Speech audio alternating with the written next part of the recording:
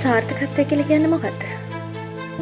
ලෝකේ 99% දෙනා කරන්න බෑ කියලා අත්හරින දේවල් try කරන්න 100%කට පුළුවන් නම් අන්න ඒ කට්ටිය තමයි සාර්ථකත්වය කියන ප්‍රතිඵලයට ළඟා වෙන්නේ. ඔයාලා දන්නවද? බිලියනර්ස්ලා ලෝකේ ඉන්නේ 100%යි. ඒ 101 තමයි ලෝකයේ තියෙන වත්කම් වලින් 45%කට ආසන්න ප්‍රමාණයක් පාලනය කරන්නේ. ඇත්තටම එහෙම උනේ කොහොමද? කලින් කිව්ව විදියට අනිත් අය අතාරිද්දී එයාලා ක්‍රම හෙව්වා. අන්න එහෙම එයාලගේ ජීවිත සාර්ථක වුණා. මතක තියාගන්න ඔයා ඔය දුවගෙන යන හීනෙට උදව් කරන්න උත්සාහවන්ත වෙන්න කියලා try කරන්න කියලා ඔයාගේ පස්සෙන් දුවගෙන එන්න කිසි කෙනෙක් එන්නේ නැහැ. මොකද හීනේ ඔයාගේ. දුවන්න ඕනේ ඔයා. රේස් එකේ ඉන්නේ ඔයා. විනින්න ඕනේ ඔයා.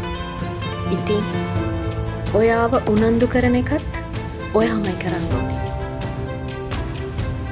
තාමත් හිතනවාද මෙච්චර දුරක් ඇවිල්ලා මෙච්චර දේවල් නැති කරගෙන ඔයාගේ හීනේ අතාරින්න ඕනේ කියලා? ඔයාට හිතනවද මේ ආපු දුරේ ඔයා විඳවපු දුක් දැන් විඳ හොඳට නැති කියලා? ගමනේ 75%කටත් වැඩිය කම්ප්ලීට් කරලා ඉන්න ඔයාට දැන් හිතනවද මට දැන් මහන්සි මන් දැන් නවතින්න ඕනේ කියලා? විනාඩියක් කරන් කල්පනා කරලා බලන්න. මේ තරම් කාලයක් ඔයා නාස්ති කරේ මේ හීනට. මේ තරම් කාලයක් මිනිස්සුන්ව නැති කරගෙන මිනිස්සුන් නිසා හිතගෙන තමන්ගේ ජීවිතේ නාස්ති කරගත්තේ මේ හීනට.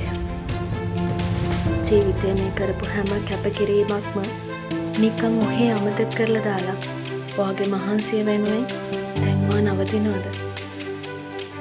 නැත්තම් ගමන ඉතුරු 125 කම්ප්ලීට් කරලා ඔයාගේ ජීවිතේ දිනනවා.